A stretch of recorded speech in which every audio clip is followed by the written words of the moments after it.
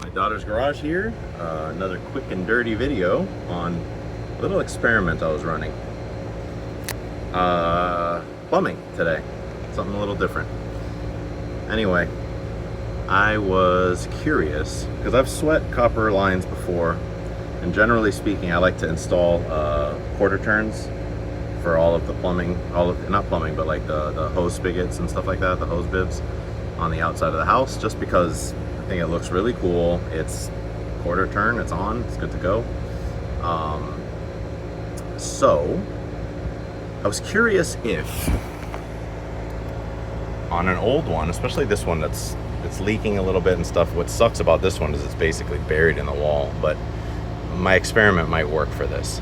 So I was kind of curious if, you know, the fittings that contractors usually install or builders usually install, it's usually a 1/2 inch soldered onto a 1/2 inch copper line, but they usually use this 2 times the multi-use fitting or spigot that can either be threaded in or soldered on. So I was curious if you took an angle grinder or little Milwaukee or whatever, if you could cut it off close to the edge, create a starting point, if you could thread a quarter turn on, and then you have an easily replaceable one. So the quick answer is yes, and I'll show you where I did it. So I had a multitude of tools to help me, including a little Dremel, but I was able to cut it off. I put anti-seize and I put Teflon tape, obviously. I was able to cut it, and I was able to thread on for 12 bucks a little ball valve quarter turn, which I love these.